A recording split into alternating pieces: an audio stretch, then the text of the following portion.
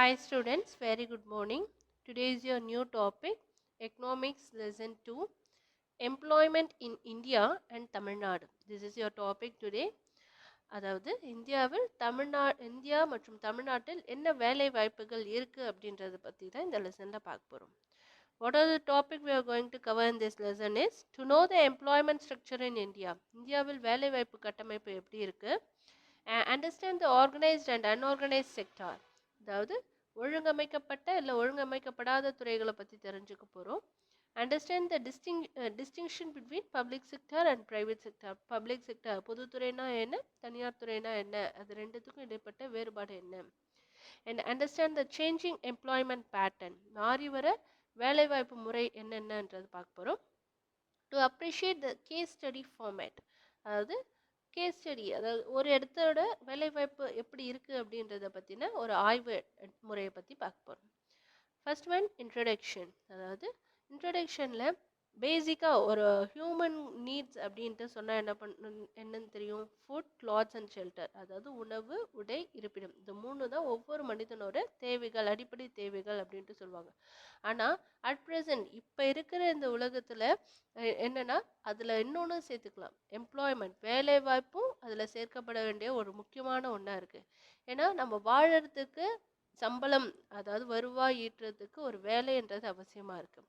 இதை தான் எக்கனாமிக் ஆக்டிவிட்டீஸ்னால் என்ன சொல்லுவாங்கன்னா, capacity high or low or call employees.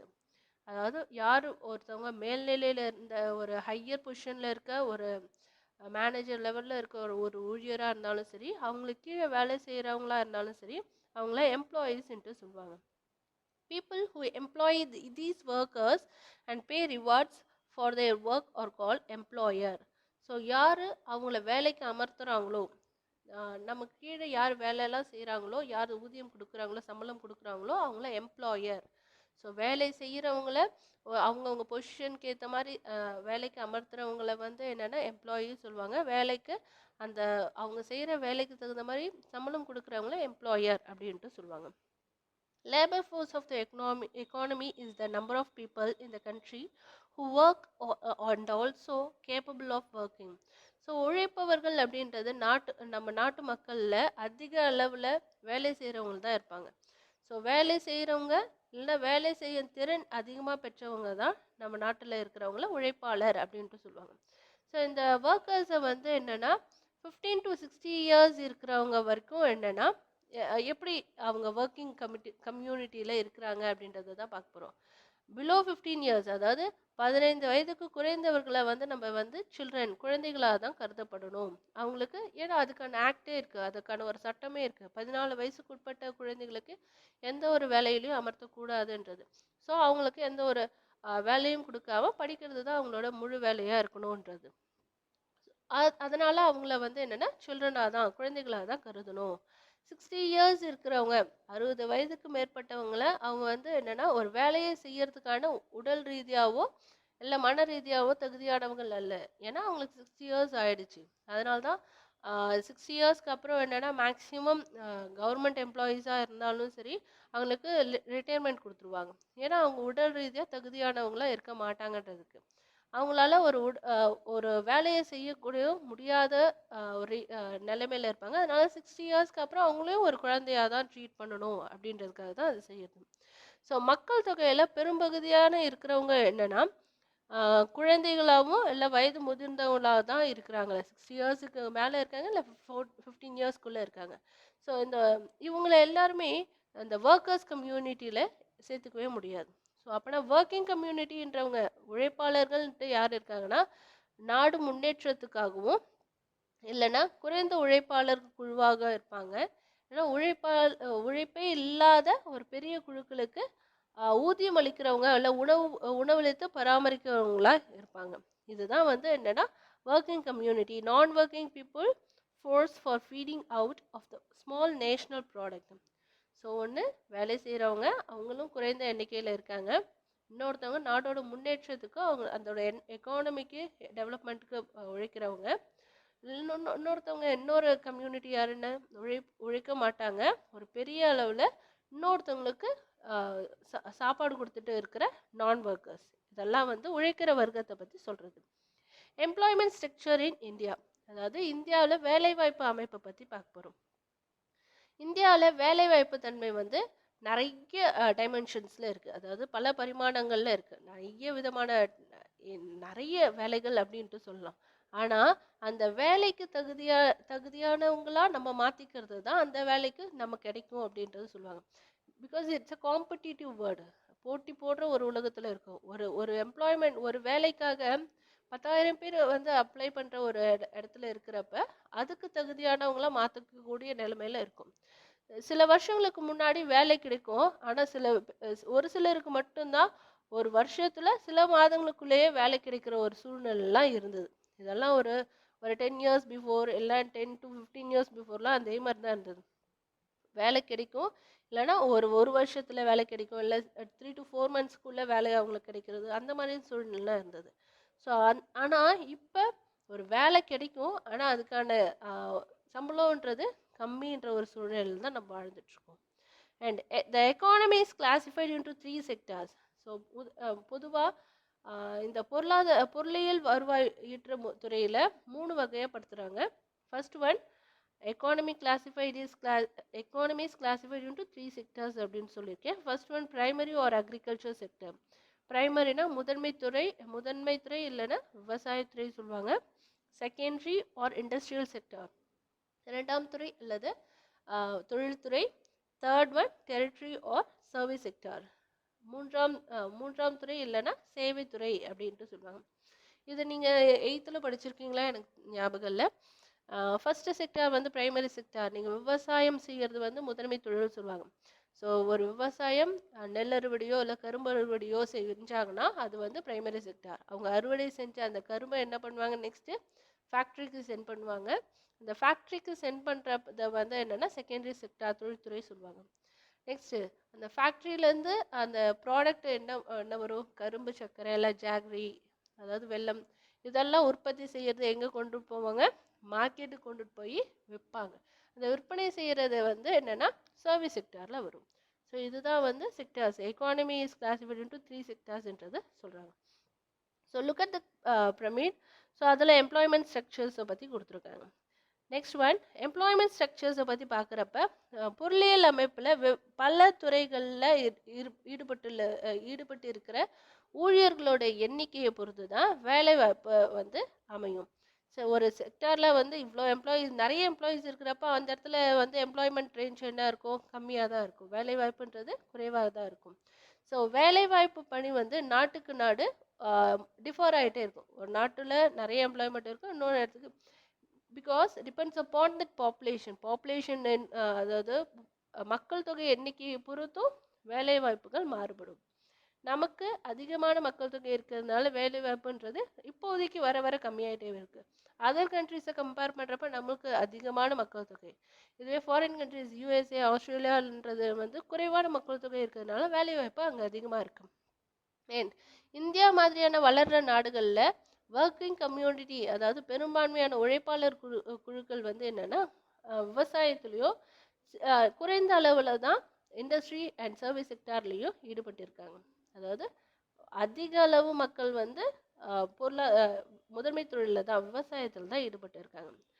And developed கண்ட்ரீஸில் வந்து என்ன ஆகுது, டெவலப்டு கண்ட்ரீஸில் மேக்சிமம் என்னென்னா என்ன மாதிரியான வேலைகள் அவங்க செய்கிறாங்க, அவங்க விவசாயத்தில் ஈடுபட்டு இருக்கிற உழைப்பாளர் குழுவில் கொஞ்சம் அளவில் இருப்பாங்க.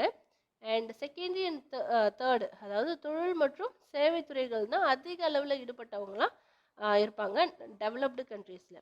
ஸோ டெவலப்பிங் கண்ட்ரீஸ் இந்தியா மாதிரி இருக்கிறவங்கள விவசாயத்தில் தான் இருப்பாங்க, அண்ட் இண்டஸ்ட்ரி அண்ட் சர்வீஸில் இருக்க மாட்டாங்க.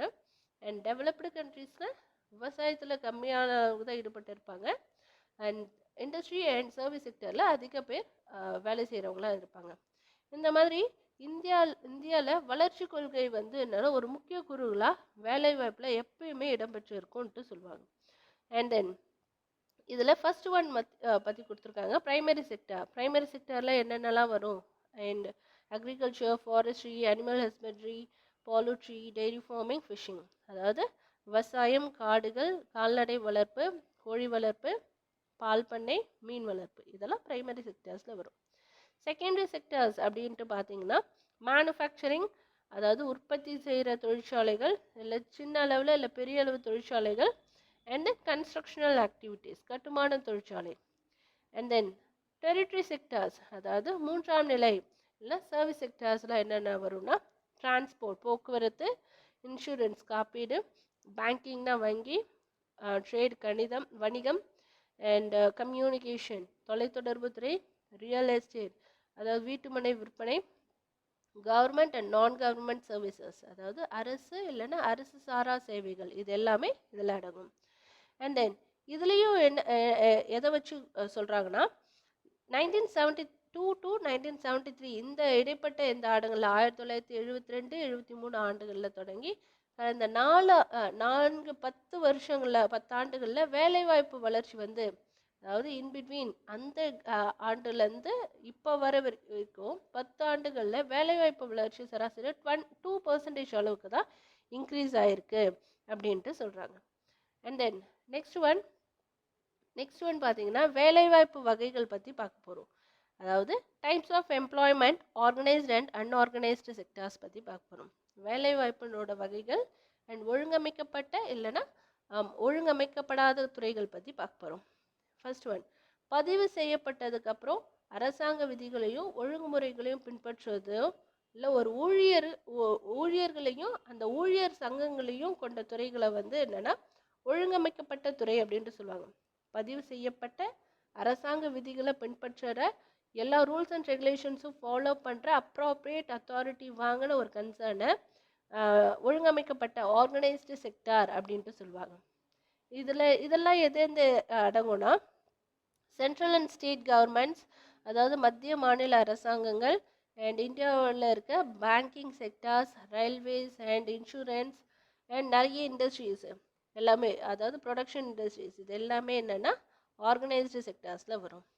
அது மட்டும் இல்லாமல் அந்த ஊழியர்கள் எல்லாமே ஆர்கனைஸ்டு செக்டார்ஸில் இருக்கிற ஊழியர்கள் எல்லாமே என்னென்னா எல்லா துறைகளிலுமே இந்த துறைகளில் சட்டத்துக்கு குறிப்பிட்டு இருக்க எல்லா ரூல்ஸ் அண்ட் ரெகுலேஷன்ஸ் படி அவங்களுக்கு செயல்படுவாங்க. அவங்களுக்கு கொடுக்குற பிஎஃப், இபிஎஃப் எல்லாமே என்னென்னா அவங்களுக்கு கவர்மெண்ட் செக்டர்ஸில் இருக்க என்ன ரூல்ஸ் அண்ட் ரெகுலேஷன்ஸ் ஃபாலோ பண்ணுறாங்களோ அதுக்கு அவங்களுக்கான எத்தனை நாள் லீவ் எடுத்திருக்காங்க, அதுக்கு தகுந்த மாதிரி அவங்களுக்கான இன்க்ரிமெண்ட் என்ன, வருஷத்துக்கு எவ்வளோ இன்க்ரிமெண்ட் பண்ணுவோம், எவ்வளோ போனஸ் கொடுப்பாங்க, இது எல்லாமே கவர்மெண்ட் ஆர்கனைஸ் செக்டர்ஸு வடிவமைக்கப்பட்டது. ஒழுங்குமுறைகளின்படி செயல்படுத்துறது தான் ஆர்கனைஸ்டு செக்டர்ஸோட வேலையாக இருக்குது. இந்த இதில் வேலை செய்கிற லேபர்ஸ் ஒரு எம்ப்ளாயீஸ்க்கு எல்லாமே பெர்மனெண்ட் ஜாப்ன்றதுனால பணி பாதுகாப்பு அப்படின்றது கன்ஃபார்மாக இருக்கும். Certain rules and regulations given in the law, organized sector has some formal processes and procedures. The employees in these sectors are provided with job security and receive higher wages than those of the unorganized sector. அதாவது பணி பாதுகாப்புன்ட்டு இருக்குது. அதுக்கப்புறம் unorganise செக்டாரை விட இவங்களுக்கு அதிக ஊதியம் சம்பளம்ன்றது கிடைக்கப்படுது. And organise sector gives good salary. So ஒழுங்கமைக்கப்பட்ட துறையில் நல்ல சேலரி இருக்குது. அண்ட் ஃபிக்ஸ்டு ஒர்க்கிங் ஹவர்ஸ், அவங்களுக்கு குறிப்பிட்ட நேரம்ட்டு ஒதுக்கப்படுது. அண்ட் பெய்டு ஹாலிடேஸ்க்கு விடுமுறைக்கும் அவங்களுக்கு சம்பளம் உண்டு. மருத்துவ உதவித்தொகை இருக்குது, அதாவது மெடிக்கல் அலவன்ஸ், இன்சூரன்ஸ், மருத்துவ காப்பீடு, இது எல்லாமே என்னென்னா ஆர்கனைஸ்டு செக்டார்ஸ்க்கு இருக்குது. இதுவே அன்ஆர்கனைஸ் செக்டார், ஒழுங்கமைக்கப்படாத துறைகள் அப்படின்னா எந்த கன்சர்ன் ஆரம்பிக்கப்படுதோ அந்த துறை இல்லைன்னா வீட்டு உபயோகப் பொருட்கள் இல்லை சின்ன ஸ்மால் ஸ்கேல் இண்டஸ்ட்ரீஸ், குடிசை தொழில்கள்ன்ட்டு சொல்லுவாங்கள்ல, ஸோ அந்த மாதிரியான இண்டஸ்ட்ரீஸ் எல்லாமே என்னென்னா ஒழுங்கமைக்கப்படாத துறைகள் அன்ஆர்கனைஸ் செக்டார்ஸில் இருக்கும். இதுக்குன்ட்டு சரியான ரூல்ஸ் அண்ட் ரெகுலேஷன்ஸ் எதுவும் பின்பற்ற மாட்டாங்க. இதில் வேலை செய்கிறவங்களுக்கும் கம்மியான வேஜஸ் தான் கொடுப்பாங்க. சில சமயங்கள்னா அதிக நேரம் எக்ஸ்ட்ராவாக வேலை செய்ய சொல்லுவாங்க. பல நேரங்களும் தொடர்ச்சியாகவும் வேலையும் இருக்காது. அந்த மாதிரியான சூழ்நிலையும் வரும். They do not have paid, not regular and often not regular. அதாவது தொடர்ச்சியாகவும் இருக்காது, வேலைகளும் இருக்காது, குறைந்த வேலை ஊதியத்தில் தான் அவங்க வேலை செய்ய வேண்டிய அவசியமும் ஏற்படும். அவங்களுக்கு என்னென்னா நிறைய ஊதியத்தோட விடுப்பும் இருக்கும். விடுமுறை நாட்கள் இல்லை மருத்துவ விடுப்பு இந்த மாதிரியான எந்த ஒரு விஷயமும் இருக்கவே இருக்காது. ஆனால் ஆர்கனைஸ்டு செக்டரில் அதெல்லாம் உண்டு. வேலைக்கான எந்த ஒரு கேரண்டியும் இவங்களுக்கு அன்ஆர்கனைஸ் செக்டர்ஸ்க்கு கிடையவே கிடையாது. And private sector maximum private செக்டர்ஸில் இருக்கிற இதை தான் இவங்க சொல்கிறாங்க, இல்லைன்னா ஸ்மால் ஸ்கேல் இண்டஸ்ட்ரீஸில் இருக்கிறவங்களுக்கு சொல்கிறாங்க. அண்ட் வேலை இல்லாத போது அவங்க என்ன பண்ணுவாங்கன்னா தொழில் கூடங்களுக்கு இருந்து சில சமயம் வந்து அவங்க வெளியேறி வேற ஒரு வேலை தேட வேண்டிய சூழ்நிலைக்கு அவங்க தள்ளப்படுவாங்க.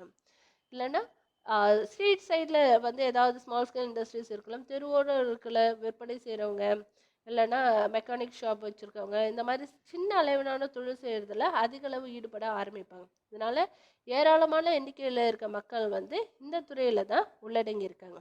ஏன்னா எல்லாருக்குமே கவர்மெண்ட் செக்டர்ஸில் வேலை கிடைக்கும், பெர்மனன்ட் ஜாப் கிடைக்குன்றது ஒரு கேரண்டியே கிடையாது. அண்ட் தென் அமைப்பு ரீதியான ஒழுங்கமைக்கப்படாத துறைன்றதுனால வேலை வாய்ப்புக்குன்ட்டு எந்த ஒரு ரூல்ஸ் அண்ட் ரெகுலேஷன்ஸும் கிடையாது. அண்ட் அதுக்குன்ட்டு செட்டின் ஃபிக்ஸ்டு அண்ட் ரெகுலர் டேர்ம்ஸுன்றது எம்ப்ளாயீஸ்க்கு கிடையவே கிடையாது. They do not enjoy any special benefits or job security. இந்த தொழிலாளர்களுக்கு எந்த ஒரு சிறப்பான ஒரு போனஸோ இல்லை எந்த ஒரு ஆதாயங்களும் கிடையவே கிடையாது. வேலையும் நிரந்தரமானதும் கிடையாது. இந்த நிறுவனங்கள் வந்து அரசாங்கத்தில் பதிவு பெற்றதா இருக்கவே இருக்காது. So these enterprise are not register with the government. Okay, இன்னைக்கு நம்ம என்ன பார்த்துருக்கோம்னா இந்தியா அண்ட் தமிழ்நாட்டில் இருக்க வேலை வாய்ப்புகள் பற்றி பார்த்தோம். ஃபஸ்ட்டு வந்து என்னென்னா வேலைவாய்ப்போட வகைகளும் இல்லை ஒழுங்கமைக்கப்பட்ட ஆர்கனைஸ்ட் அண்ட் அன்ஆர்கனைஸ்ட் செக்டர்ஸை பற்றி பார்த்துருக்கோம். அண்ட் இந்தியாவில் இருக்க வேலைவாய்ப்பு அமைப்பு முறையை பற்றி பார்த்துருக்கோம். அதாவது ஃபஸ்ட்டு வந்து என்னென்னா primary sector, secondary and tertiary செக்டர்ஸை பற்றி சொல்லியிருக்கேன். இதோட கண்டினியூஷன் நெக்ஸ்ட் கிளாஸில் பார்க்கலாம். Today session is over. Thank you.